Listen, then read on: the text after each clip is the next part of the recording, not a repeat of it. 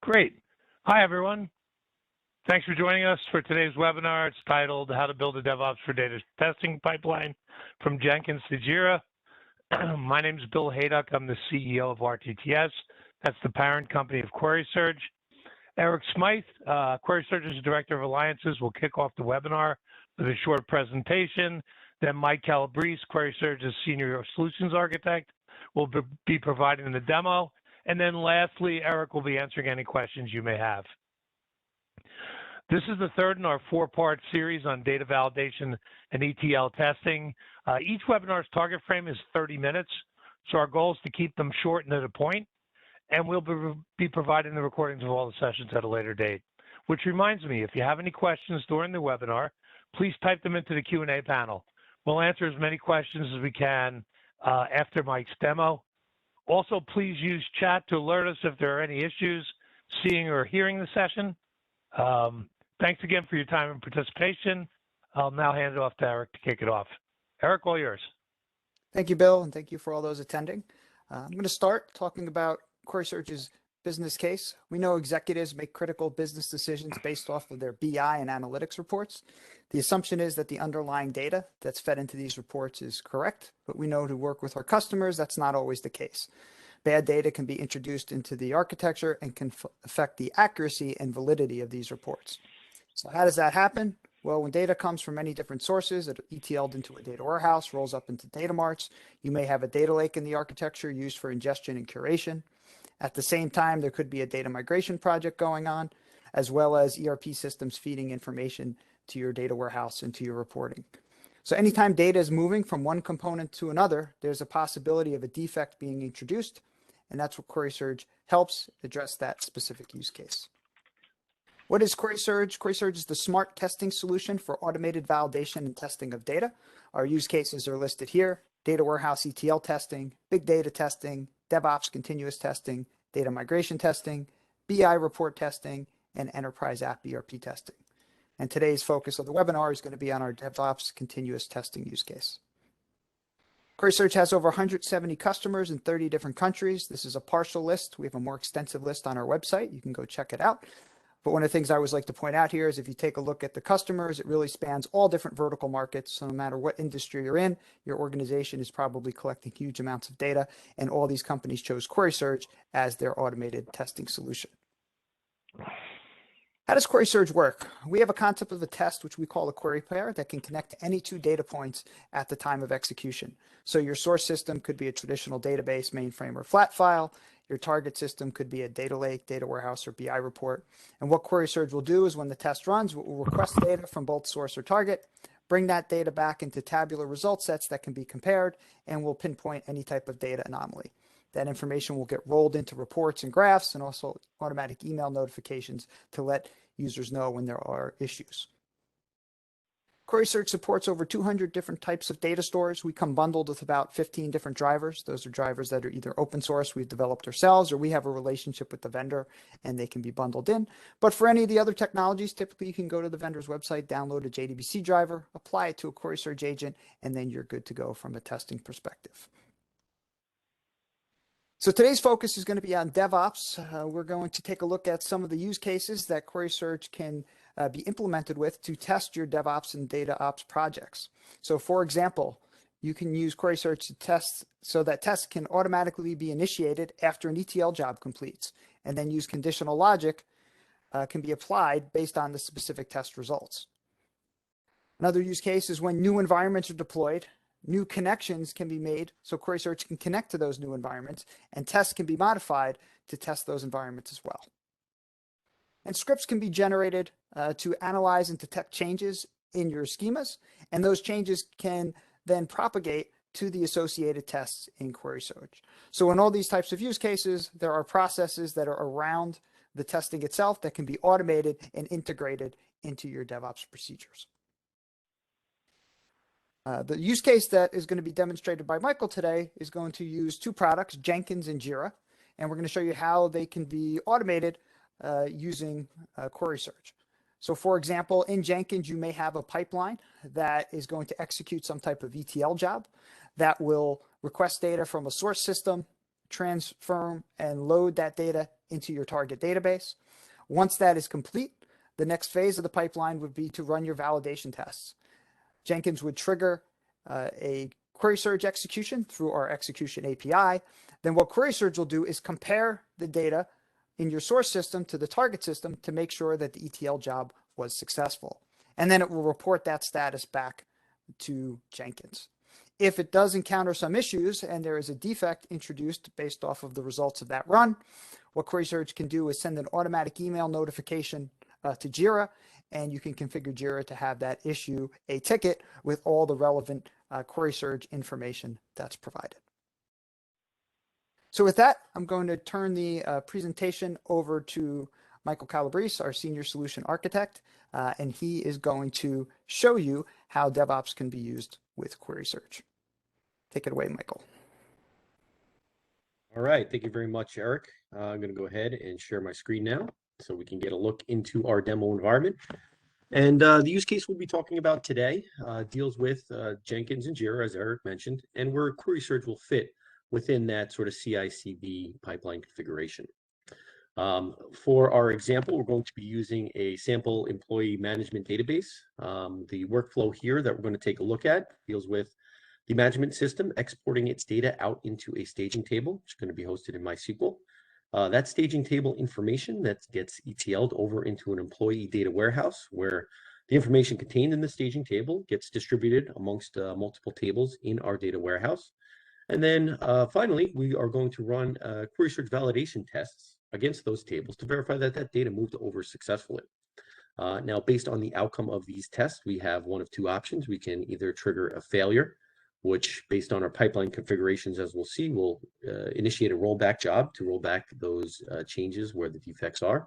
And we'll also send an email notification out to JIRA, which is going to be sort of our work management system, our defect tracking system, to notify the developers that something has gone wrong and they need to take a look at investigating it. And in keeping with our CI/CD mindset here, if these tests do pass, we know that the deployment was good, our data looks good. We were able to then promote that code to a higher environment, triggering another Jenkins pipeline to be able to go ahead and pass that information along. So first, we'll start with our JIRA instance. So we have a sample JIRA project created here, a small sprint with some basic tasks in here to illustrate the work that we'll be doing. We do have one task completed today. And basically, this is going to be introducing a new set of employees into the system, along with a new department. So we're creating a new department in our employee management system. It's going to be the DevOps department. You may see some familiar names in here as far as my colleagues on the past or future webinars that are part of this series. We're all going to be part of this new DevOps department. So that work has been marked as done. They've been added to the employee management system. Now, as a developer, I need to make those changes to our ETL process to be able to handle those different transformations. Our data warehouse is going to consist of several different tables that split up the data coming from the staging table. And just to give you an idea of what that looks like, I'll come over to the MySQL workbench and where we're looking at our dev environment now.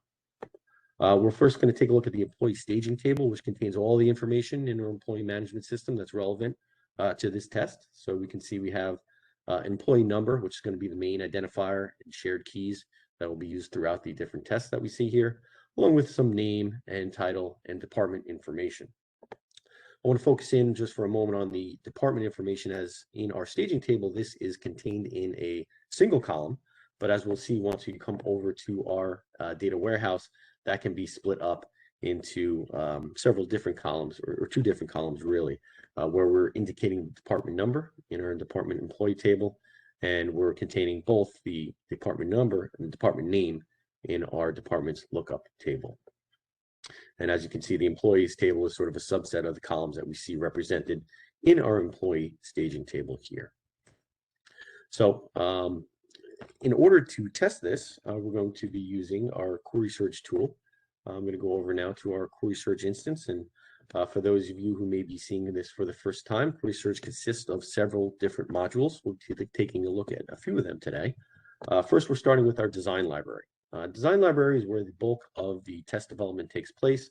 And as Eric mentioned in his slides, we use the name query pair for the test that we'll be executing here. So if I go ahead and I double click on this query pair, we'll see where we kind of got the name. Basically a pair of queries, one SQL statement going against our source side, which in this case we're connecting to our staging development environment, and then one query going against our target side, where we're connecting to our employee table in our data warehouse. I'll open up just another one just so we can get a feel for some of the transformations that we'll have to include in these tests. So as we saw, that assigned department field does get broken up. So we are implementing that transformation logic in our query pair here using the substring function to be able to break those out so that we get an alignment between the data sets in the two systems. Once you have your query pairs developed and you're ready to integrate them with your CI/CD stack, you will need to put those query pairs in what we call a test suite. So essentially a grouping of query pairs together to be set off and called via the API in our test suite here. So you can see we have these 5 query pairs that are all part of our DevOps test suite. We're going to be using that to kick off and run and execute our tests here. One of the things I just wanted to note here is we're going to be using the same test suite, whether we're going against the dev or the QA environment. And if we recall from looking at our query pairs, we're setting our connections here to dev. And if we come over now to our test suite level, there is a properties field that we have the ability to set and override at the query pair level which connections we're going against. And that's going to become useful later as we see and go through the different pipelines. So there is the ability within the UI to set these parameters, but as we'll see soon, we're able to set those programmatically through our API and integrating with our DevOps Jenkins pipeline. So I'm going to come now over to our DevOps pipeline in Jenkins. I'm going to go ahead and kick off our dev build.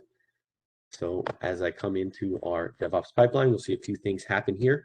We'll see that the ETL code that's going to handle the new department and new users is now being run and deployed to our dev environment.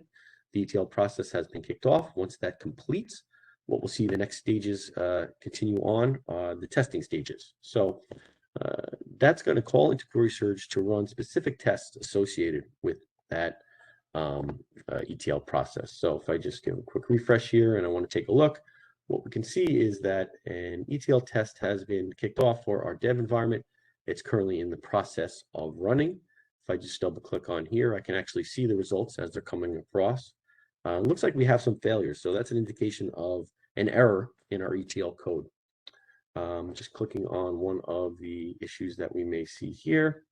What QuerySurge will give you when you click on it in the results view here is all of the source rows returned, all of the target rows returned, as well as any failures, which is what we're really interested in here. So looks like something has gone wrong.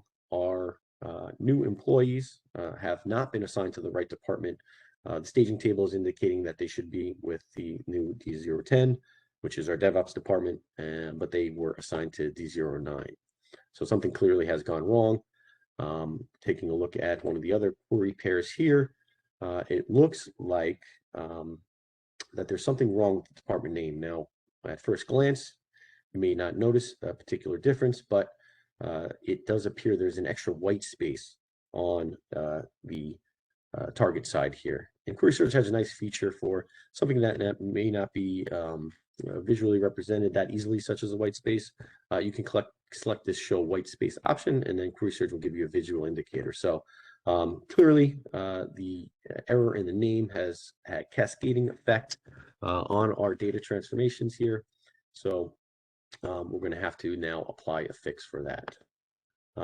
Now, we see QuerySurge and the results that have been returned in the tool itself. One of the other things that has happened is that based on the outcome of this test, QuerySurge has sent an email to our to our JIRA instance here. So if I just close out of this requirement and let's say refresh our JIRA board, what we should see pop up now is a JIRA bug that's been associated with that test run. So if I can double click on this, you can see that it's automatically being assigned to myself, as I am the designated developer for this process through some automation workflows. And via the incoming mail system, we've been able to now create a specific bug associated with that test run. And we list out certain information in the description field to let us know the overall results of the run and the actual scenario name. Now, luckily for me, I have a fix ready to deploy here. So I'm going to go ahead and just update my repository with the new code. And we're going to go ahead and re-kick off that DevOps pipeline in Jenkins. So kicking off a new build now. Hopefully after the code fix, we should see this pass. I'm going to go ahead and click on the console output here so we can get a kind of a feel for what's going on behind the scenes as this pipeline runs. What we are seeing here is that the ETL process is loading. And then after that, after we enter the test stage, we see a number of different RESTful API calls. So these are actually calling into the QuerySurge API first with our login, getting our authentication information, then making some updates to our test suite that we were looking at earlier. And you can see that we are specifically targeting the test suite with ID 5450, which is the one we were looking at.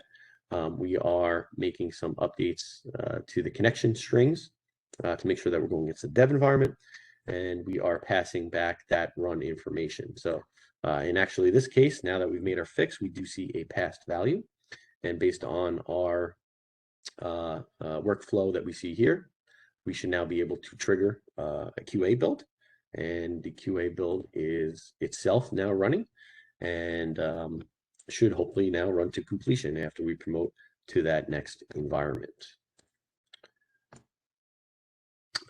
So if I just refresh our run window here, we can see, okay, our dev test now has passed, our QA test has been kicked off and is now running. So hopefully we should see now a passing result for everything, and we can continue on through our CI/CD stack. So going into just a bit now of, and before I flip over there, just to sort of bring home the point, we were able to rerun those same tests. And if I take a look at our QA versions of the test, we can see that the source and the target connections were updated, in fact, to our QA connections in a QA environment to execute those tests. Our dev tests, as we can see, did run against our dev connections. And that was all done through our API. And the way that can be configured in this Jenkins tool is via our pipeline scripts here. So we're going to take a look at exactly the calls that were made. We're using the default Groovy Sandbox scripting language that's available in Jenkins, but really any scripting language of your choice that's able to call in and set up RESTful calls, you should be able to use with our QuerySurge tool and integrate it into your DevOps pipeline. So what we can see here is our first call is going to be to log into QuerySurge to get that authentication token that we'll be using for our subsequent calls. The next call we'll make is to update that suite connection, and you can see the different request information that's being passed to QuerySurge to enact those tests and update those connections. So in here, I have a request body that's going to contain information for my test suite, such as the connection I want to go against, the suite type, the description and the name, and the connection override behavior, which is what we discussed before, where we want to be able to set at that test suite level the connections we will be using. So how did I know exactly what to put in this HTTP request call? Well, that information is available with actually any QuerySurge instance just by adding and appending the URL with this rest-docs string. That will bring up our Swagger documentation that lists out all of the different API calls that can be made and enacted with QuerySurge to do a lot of the different use cases. Some of the ones that are touched upon, you're really able to manipulate a lot of the different assets within QuerySurge, as well as configure and kick off specific tests for your DevOps pipelines. So the first test, the first call that we saw was the authentication call. Clicking on any of these calls expands out the information that you'll need to either pass in or receive from QuerySurge. We also, if I scroll down to our suite section, as each section is named by the assets or actions it will take within the tool, we can see that we used our update existing suite call in here. So the question as to where I got that information, well, it's right here in our documentation. And the great thing about this Swagger documentation is that you can actually try it out live. So without having to run an entire pipeline to see if your API calls are working, you can do it right here in our documentation, which is how I developed and set up this pipeline by trial in here with a live QuerySurge instance by updating those parameters. Now, the second piece of this is with our JIRA integration. So that's set up with our email notification systems. And if I come over to our administration module, that's where we set up our email notifications. Right here under the email notification section, we have a project notifications. And what I've done is I've set up 2 notifications to trigger whenever we would receive certain conditions within QuerySurge. So if I were to open this up, what we will see is that when the scenario name is either dev or QA, this is the QA notification, and the value is not passed, we're going to trigger this email notification. And the email that we're going to send out is what we see here. This will be the subject, and then this will be the scenario. And if I come back over to our QuerySurge JIRA project, you can see that that's what gets replicated when creating the JIRA issue or JIRA bug. So the subject will be taken as the summary field, and the description will populate with the email message body. Now within JIRA, there are settings at the system level where we can go ahead and come in here and click on incoming mail. And this is actually where we have the integration set up to be able to receive information from QuerySurge and create those different bugs. So you can see that we have a create bug mail handler. It's going to go against the default JIRA Cloud email, and then any emails that have this specific email address, which is what we're using for our QuerySurge email notifications, will then create a specific bug for that. We also have in here some of our automation workflows defined at the project level based on the subject lines to be able to assign these defects to the right person, the right sprint, and really close the loop there on the entire life cycle and workflow of our continuous integration, continuous deployment environment. So as you can see here, I only had a brief amount of time, but hopefully that was informative for you to be able to understand how QuerySurge can integrate with certain technologies. We used here Jenkins and JIRA, but as far as the API calls, any of the ETL tools out in the marketplace, anyone that can access a RESTful API should then be able to integrate with QuerySurge. With that, I will turn it back over to Eric to answer any questions anyone may have. Actually, you're going to turn it over to Bill, and thanks, Mike. Eric will, as you said, answer any questions. Please type them into the chat, and we'll answer as many as we can. Go ahead, Eric. Thank you, Bill.